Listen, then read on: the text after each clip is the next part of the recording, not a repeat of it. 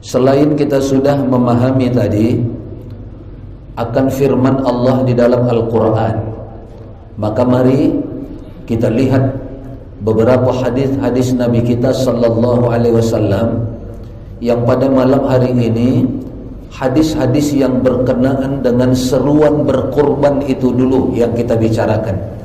Hadis-hadis Rasulullah yang menjelaskan tentang keutamaan-keutamaan, fadilah-fadilah dari berkorban itu dulu yang kita bicarakan.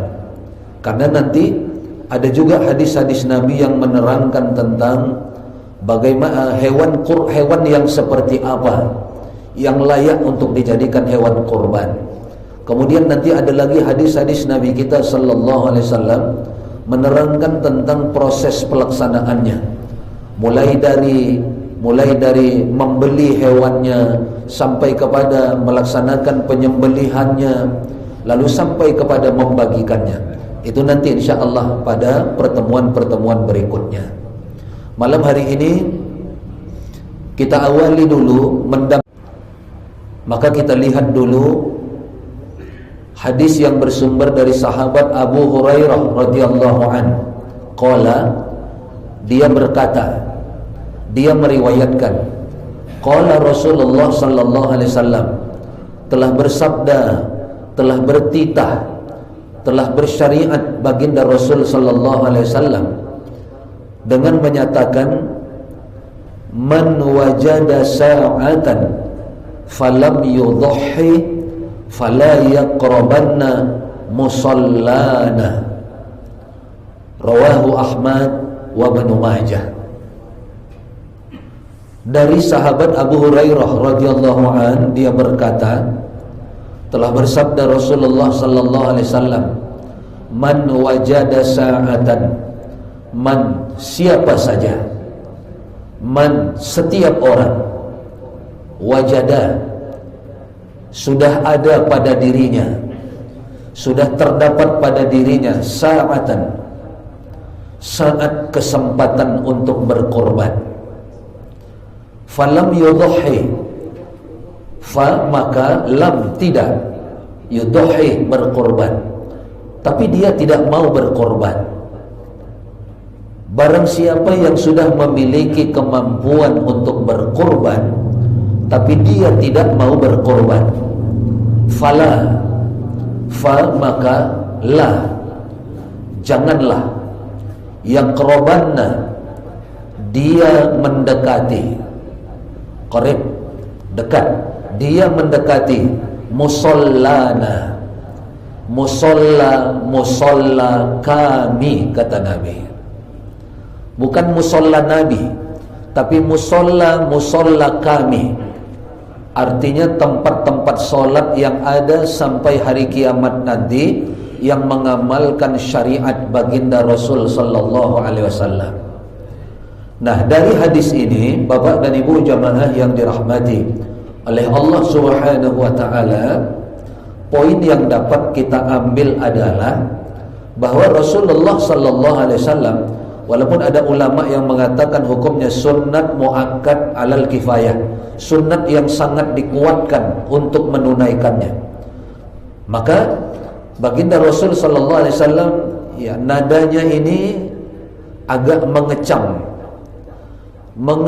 orang-orang yang mampu berkorban tapi dia tidak mau berkorban. Dia mampu berkorban tapi dia tidak menunaikan korban itu.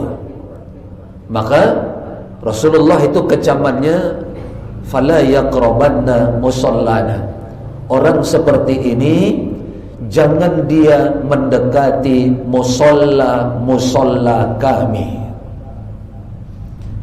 Yang dimaksud dengan musalla kami di sini ada dua menurut para ulama hadis dan pada para ulama fiqh. Yang pertama, yang dimaksud dengan musalla kami adalah jangan dekati tempat orang-orang melaksanakan sholat Idul Adha. Jangan datang dia ke sholat Idul Adha yang dilakukan oleh orang-orang yang mengikut syariat baginda Rasul sallallahu alaihi wasallam. Ini kalau direnungkan halus, maka dia akan menghantam setiap batin yang memang batin itu selama ini tunduk patuh kepada Allah. Kalimat ini, kecaman ini akan mampu menghunjam dan menggoncang hati yang selama ini tunduk patuh kepada Allah. Tapi kalau kalimat ini dibaca sepintas saja, maka bisa jadi ini sekedar basa-basi saja bagi yang bersangkutan. Kalau ini dipahamkan sambil lalu saja, tak sampai direnungkan ke dalam hati, itu kemarin kaji kita tafakkur, merenung. Kalau tidak sampai pada tafakkur dan merenung, maka kecaman ini tidak akan sampai membuat seseorang itu menjadi tergugah hatinya untuk menunaikan ini. Kenapa? Karena Nabi sampai melarang, jangan dekati tempat solat kami, jangan datang ke tempat orang solat Idul Adha. Kenapa? Padahal hukumnya sama-sama sunat muakkad. Solat Idul Adha itu sunat muakkad. Kurban ini mayoritas ulama tadi, kebanyakan ulama, jumhur ulama juga menyatakan hukumnya adalah sunat muakkad. Tapi kenapa dilarang oleh Nabi? Pertanda bahwa solat Idul Adha yang dilakukan oleh yang bersangkutan bukan didasari kepatuhan, ketaatan, ketundukan kepada Allah. Kenapa? Kalau dasarnya kepatuhan, ketundukan dan ketaatan solat Idul Adha yang dia kerjakan, maka yang sama hukumnya berkorban pastilah juga akan dia tunaikan dengan penuh kepatuhan dan ketaatan. Tapi kita khawatir karena solat Idul Adha tanpa biaya dia mau menunaikannya. Tapi ibadah kurban yang hartanya dalam hal ini diuji oleh Allah, tapi dia tidak lakukan padahal sudah memiliki kemampuan yang tadi, maka menandakan kepatuhannya kepada kurban itu terkalahkan oleh kecintaannya kepada hartanya yang sudah Allah lebihkan.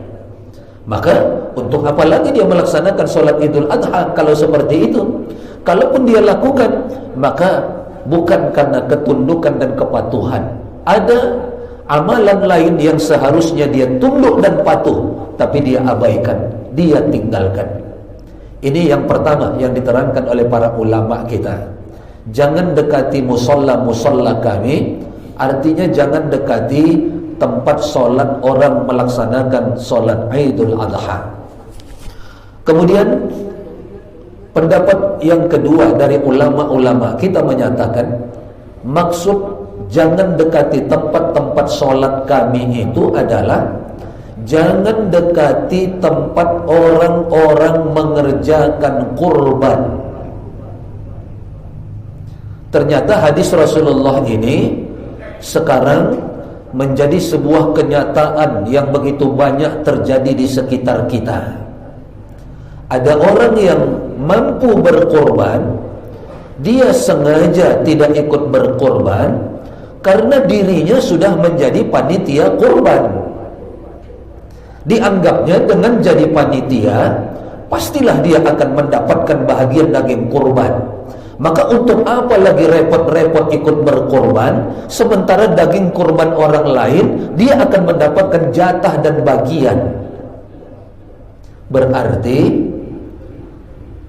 dia datang ke tempat orang berkorban hanya karena kecintaannya kepada daging korban yang dia inginkan. Sehingga tadi yang kita sebutkan, kepatuhan berkorban itu tidak datang, kepatuhan berkorban itu tidak ada. Kenapa? Karena di pikiran sebahagian orang sekarang ini, sebahagian tapi di pikiran sebahagian orang, Idul Adha itu adalah pesta makan daging. Sehingga banyak juga memang masjid-masjid belum selesai mengerjakan kurbannya, baru beberapa bagian saja yang terpotong, lalu dimasak, makan sama-sama. Wah, rasanya luar biasa sekali. Itu yang kita saksikan sudah. Pokoknya makan siang itu hewan yang mereka tadi sembelih dan kerjakan walau belum selesai, itu yang mereka masak. Sehingga kadang-kadang ada semacam nuansa dan nada yang berhura-hura, bergembira-gembira, yang jauh dari nilai-nilai ibadah. Maka kalau sudah seperti ini, memang orang yang tadi, yang di dalam pikirannya Idul Adha itu adalah makan daging kurban, pesta daging, maka beralasan kalau dia tidak mau berkorban. Karena tanpa berkorban pun ada daging kurban yang dia makan, ada daging kurban yang dia bawa pulang, ada daging kurban nanti di rumahnya untuk beberapa hari ke depan. Padahal ibadah kurban itu sesuai dengan namanya, qarraba yuqarribu qurbanan, adalah sebuah sarana untuk mendekatkan diri kepada Allah. An Aisyah, nampak Bapak dan Ibu? Nampak ya? An Aisyah, dari Aisyah, istri baginda Rasul sallallahu alaihi wasallam, Sayyidati Aisyah radhiyallahu anha. Dia menceritakan, dia menyatakan, anna Nabiya sallallahu alaihi wasallam qala, anna sesungguhnya Nabi sallallahu alaihi wasallam qala, telah bersabda, telah bertitah, telah bersyariat kepada kita. Nabi sallallahu alaihi wasallam telah bersyariat kepada kita dengan mengatakan, ma amila banu adama yauman nahri amalan ahabba ila Allah min hiraqati damin. Kata baginda Nabi sallallahu alaihi wasallam, ma, tidak ada, amila, amalan, ibnu Adam, anak cucu Nabi Adam, kita ini umat Nabi Muhammad, yauman nahri, pada hari penyembelihan, yang dimaksud hari raya Idul Adha, amalan ahabba ilallah, amal yang lebih dicintai oleh Allah, amal yang lebih disayangi oleh Allah, amal yang paling diridhai oleh Allah, min hiraqati damin. Itulah dia amalan menumpahkan darah, adam, darah, amalan menumpahkan darah, yang dimaksud adalah menyembelih hewan kurban. Kalimat ahabba ilallah, lebih dicintai oleh Allah. Renungkan kembali pelan-pelan, tafakkur. Selama ini kita rajin ke masjid, memakmurkan masjid-masjid kita. Tentu target kita tidak lain dan tidak bukan Allah cinta sama kita, Allah sayang sama kita, Allah ridha sama kita. Betul? Selama ini kita bertaklim kemana-mana, harapan kita Allah sayang, Allah cinta, Allah ridha sama kita. Selama ini kita kerjakan semua perintah-perintah Allah, kita tinggalkan larangan-larangan Allah. Target kita cuma bagaimana agar Allah itu sayang sama kita, cinta dan ridha kepada kita. Nah, ini ada amalan yang diperkenalkan kepada kita. Amalan ini adalah amalan yang paling dicintai oleh Allah, yauman nahri, selama 4 hari. Tanggal 10, tanggal 11, tanggal 12, tanggal 13 Dzulhijjah. Selama 4 hari, amalan inilah yang paling dicintai oleh Allah. Maka siapa yang tadi merindukan kecintaan Allah, merindukan keridhaan Allah, mustahil dia akan meninggalkan amalan ini jika dia yang tadi man wajada sa'atan, sudah memiliki kemampuan. Tidak masuk di akal kita kalau dia sudah punya kemampuan tapi dia tinggalkan, padahal basa-basinya dia kepingin ridha Allah, dia kepingin cinta Allah, dia kepingin sayang Allah. Jangan-jangan dia adalah orang yang sayang kepada hartanya. Jangan-jangan dia bukan kepingin cinta Allah, tapi dia jatuh cinta kepada harta bendanya yang dimilikinya. Maka ini ujian sama kita. Sama dulu ujian ini datang kepada Nabi Ibrahim. Nabi Ibrahim itu terkenal, kalau sudah dia berkurban, itu jumlahnya luar biasa, tidak tanggung-tanggung. Belum ada orang yang pernah melakukan yang seperti itu. Dia kurbankan sampai unta itu ratusan ekor, kambing itu, domba itu sampai ribuan ekor. sehingga terkenal dia di mana-mana, jadi bahan mulut orang. Ibrahim itu hebat, Ibrahim itu pemurah, Ibrahim itu orang yang rela berkorban. Sampai kepada telinganya, disampaikan orang. Kemudian dia pun terpancing dengan sampaian orang itu.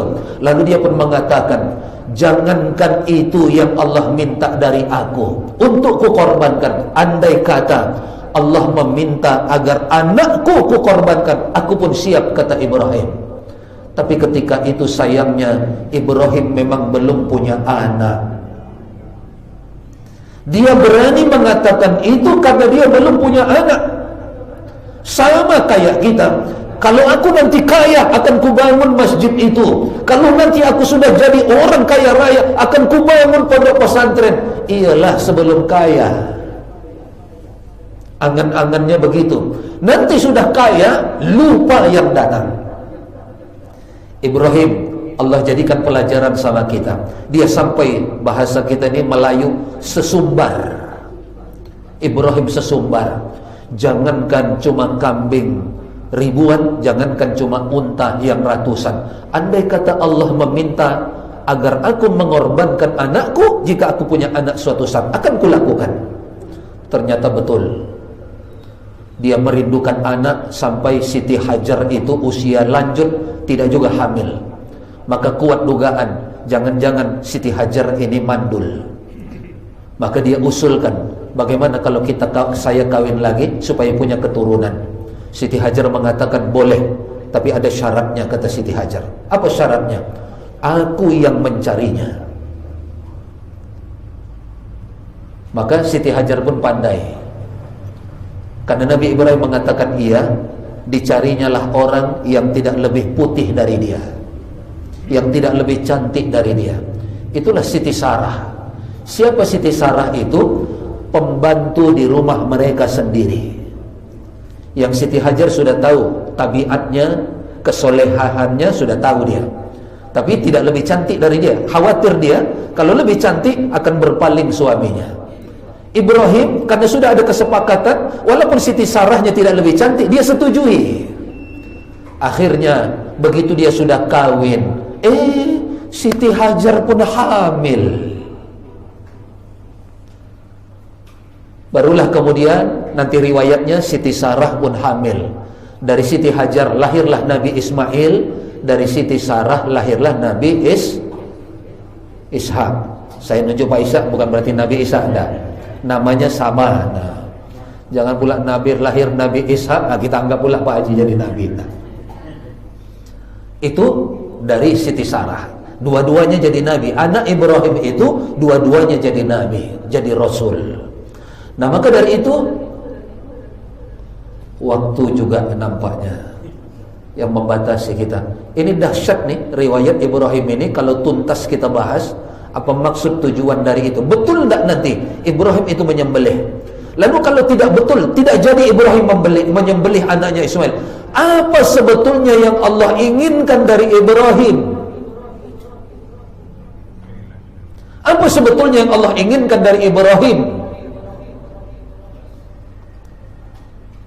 Padahal Ibrahim sudah mau menunaikan penyembelihan anaknya, dan anaknya pun anak luar biasa. Itu dalam Al-Quran disebutkan itu. Nabi Ibrahim berkata kepadanya, ya abati, ya bunayya, wahai anakku, inni ara fil manam, ayah tadi malam bermimpi nak, adbahuka, Allah memerintah ayah untuk menyembelihmu. Fanzur madza tara, kata Ibrahim, bagaimana pendapatmu nak tentang perintah Allah dalam mimpi ayah itu? Maka kata si anak, sementara kita pikir dulu ya, bagaimana kelanjutannya. Ternyata malamnya Ibrahim mimpi lagi sama. Diceritakan lagi oleh Ibrahim, sama anakku, tidak beda, tidak ada tambahan, tidak ada kekurangan dari mimpi yang kemarin. Itu kayaknya mustahil mimpi bisa begitu. Tapi itu yang dialami Ibrahim. Bagaimana anakku? Ya, kita pertimbangkan ayahku. Tapi dia tidak bantah.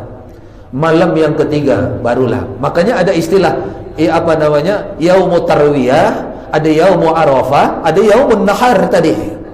Yaumut tarwiyah itu hari ragu-ragu, itulah 8 Zulhijjah.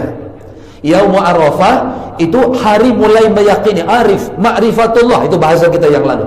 Arif, memahami, mulai mengerti. Ini perintah Allah, tak mungkin mimpi itu bisa sama. Maka malam 10-nya mimpi lagi, maka besoknya tanggal 10 menjadi yauman nahri, penyembelihan itu dilakukan. Tapi dilakukan masih dalam proses, tidak ada dalam sejarah Ibrahim pernah menyembelih anaknya. Kenapa? Karena begitu disampaikannya yang terakhir itu, anaknya pun menjawab. Kata anaknya sesudah ayahnya tadi bilang, wahai anakku, tadi malam ayah mimpi diperintah untuk menyembelihmu. Bagaimana pendapatmu? Fanzur madza tara. Maka Ismail menjawab, ya abati, wahai ayahku, if'al. If'al, itu ayat Al-Quran. If'al, kerjakan wahai ayahku. Kerjakan ma tu'mar. Apa yang Allah perintahkan itu. If'al ma tu'mar, ya abati, if'al ma tu'mar. Wahai ayahku, kerjakan perintah Allah itu. Masya Allah. Hah? Kenapa engkau berkata begitu, wahai anakku? Kata Ibrahim. Maka Ismail pun menjawab, itu dalam Al-Quran, satajiduni insya'allahu minas sabirin. Ayah akan melihat bahwa anakmu ini adalah anak yang pertama sepanjang sejarah dan sampai hari kiamat menjadi anak yang paling sabar di muka bumi. Minas sabirin. Padahal mau disembelih, mau dihabisi, tapi dia bilang if'al ma tu'mar. InsyaAllah nanti kita sambung parang apa yang digunakan oleh Ibrahim.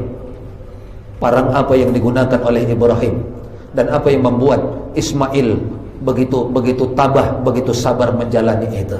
InsyaAllah ya Bapak dan Ibu, nanti kita lanjutkan ini hadis yang kedua tentang keutamaannya. Yang jelas yang pertama, kita mengambil pedoman dari hadis ini, amalan ahabba ilallah. Amalan ini adalah amalan yang paling, ahabba itu bermakna paling, hubbun cinta, kabbara besar, akbar lebih besar, maha besar. Maka ahabba itu lebih dicintai, bukan sekadar cinta, tapi lebih dicintai, lebih diridhai, dan lebih disukai oleh Allah.